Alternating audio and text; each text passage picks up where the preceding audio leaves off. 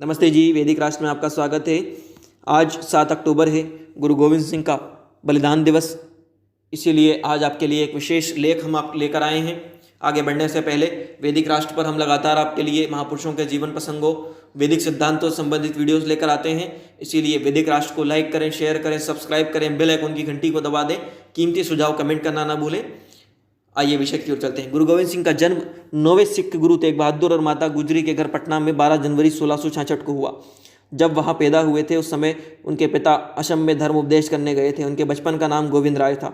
पटना में जिस घर में उनका जन्म हुआ उन्होंने अपने 4 प्रथम वर्ष वहीं बिताए और अब वहाँ तख्त श्री पटना साहिब स्थित है। 1670 में उनका परिवार पंजाब आ गया। मार्च 1672 में उनका परिवार हिमालय के शिवालिक पहाड़ियों में स्थित चक्क नानकी नामक स्थान पर गया।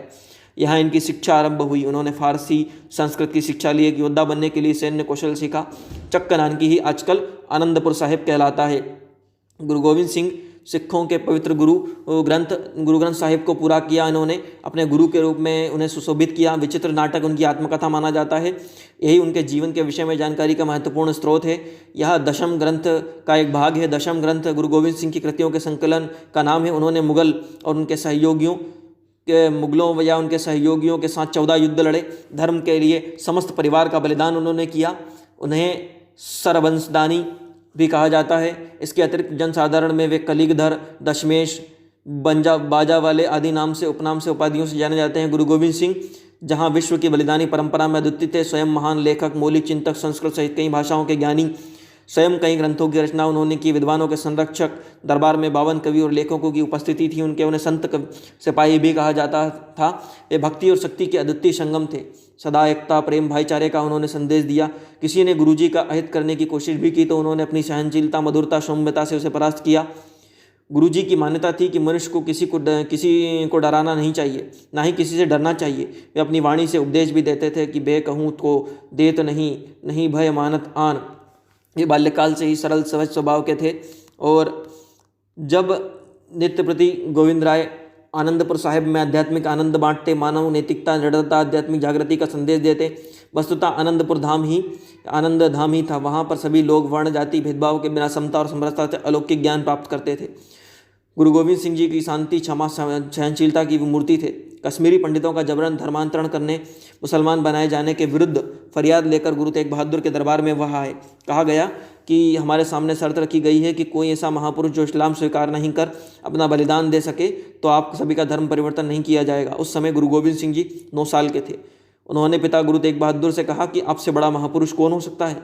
कश्मीरी पंडितों की फरियाद सुन उन्होंने जबरन धर्मांतरण से बचाने के लिए स्वयं इस्लाम ना स्वीकार करने के कारण 11 नवंबर 1675 को औरंगजेब ने दिल्ली के चांदनी चौक में सार्वजनिक रूप से उनके पिता गुरु तेग बहादुर का सर कटवा दिया। इसके पश्चात वैसाखी के दिन 29 मार्च 1674 को गुरु गोविंद सिंह जी सिखों के 10वें गुरु घोषित हुए। 10वें गुरु बनने के बाद उनकी शिक्षा जारी रही। शिक्षा के अंतर्गत उन्हें लिखना, पढ़ाना, घुड़सवारी, सैन्य कौशल सीखे। सन 1684 को उन्होंने चंडी दीवार की रचना की और 1685 को वह यमुना नदी के किनारे पावटा नगर स्थान पर रहे। गुरु गोविंद सिंह जी की 3 पत्नियां थी। 1 जुलाई 1677 को 10 साल की उम्र में उनका विवाह माता जीतो के साथ आनंदपुर में 10 किलोमीटर दूर बसंतगढ़ में किया गया, जिनसे 3 पुत्र हुए, जुझार सिंह, जोरावर सिंह और फतेह सिंह। 14 अप्रैल सन 1684 को 17 वर्ष की आयु में दूसरा विवाह माता सुंदरी के साथ आनंदपुर में हुआ। उनका एक बेटा था जिसका नाम अजीत सिंह था। 25 अप्रैल 1700 को 33 वर्ष की आयु में उन्होंने माता साहिबा देवन के साथ विवाह किया। वैसे तो उनका कोई संतान नहीं थी, पर सिख धर्म के पन्नों पर उनका दौर भी बहुत प्रभावशाली रहा। अप्रैल 1685 में सिरमौर के राजा मत प्रकाश के निमंत्रण पर गुरु गोविंद सिंह जी अपने निवास सिरमौर राज्य के पावटा शहर में स्थानांतरित कर दिया। सिरमौर राज्य के गजट के अनुसार राजा भीमचंद के साथ मतभेद के कारण गुरुजी को आनंदपुर साहिब छोड़ने पर मजबूर किया गया था। वे वहां से टोक शहर चले गए। मत प्रकाश ने गुरुजी को टोंका से सिरमौर की राजधानी नाहन के लिए आमंत्रित किया। नाहन से वह पावटा के लिए रवाना हुए। मत प्रकाश के गढ़वाल के राजा फतेह शाह के खिलाफ अपनी स्थिति मजबूत करने के उद्देश्य गुरुजी को अपने राज्य में आमंत्रित किया। राजा मत प्रकाश के अनुरोध पर गुरुजी ने पावटा में बहुत कम समय में अपने अनुयायियों की मदद से एक किले का निर्माण करवा दिया। गुरुजी पावटा से लगभग 3 वर्ष के वहाँ रहे, कई ग्रंथों की रचना की।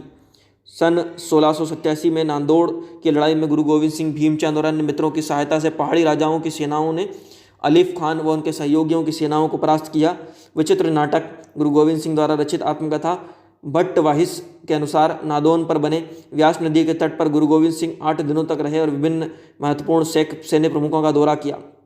भंगानी के युद्ध के कुछ दिन बाद रानी चंपा विलासपुर की विधवा रानी ने गुरु गोविंद सिंह से आनंद साहिब चक नानकी, जो उस समय कहा जाता था, वापस लौटने का अनुरोध किया, जिसे गुरुजी ने स्वीकार कर लिया। वह 1688 में वापस आनंदपुर साहिब पहुंच गए। 1695 में दिलावर खान लाहौर का मुगल मुख्य ने अपने बेटे हुसैन खान को आनंदपुर साहिब पर हमला करने के लिए भेजा। मुगल सेना हार गई, हुसैन खान मारा गया। हुसैन की मृत्यु के बाद दिलावर खान ने अपने आदमियों जोहार हाड़ा और चंदेल राय को शिवालिक भेजा। हालांकि ये जसपाल के गज सिंह से हार गए थे।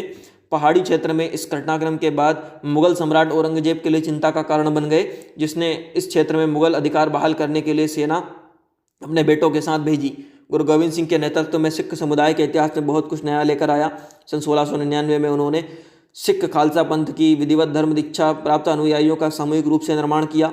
सिख समुदाय के एक सभा में उन्होंने सबके सामने पूछा कि कौन अपने सर का बलिदान देना चाहता है। एक स्वयंसेवक इस बात के लिए राजी हो गया। गुरुजी उसे तंबू के अंदर ले गए। कुछ घंटे बाद खून से लगे हुए तलवार के साथ वापस लौटे। दोबारा भीड़ से वही सवाल किया। फिर एक व्यक्ति राजी हुआ। फिर तंबू से जब बाहर निकले तो तलवार पे खून लगा था। पांचवा शख्स जब स्वयंसेवक तंबू के भीतर गया तो कुछ देर बाद गुरु गोविंद सिंह जी सभी जीवित सेवकों के साथ बाहर निकले और उन्होंने उन्हें पंच प्यारे पहले 5 खालसा का नाम दिया। इसके बाद गुरु गोविंद सिंह जी ने एक लोहे का कटोरा लिया, उसमें पानी और चीनी मिलाकर दुधारी तलवार से घोलकर अमृत का नाम दिया।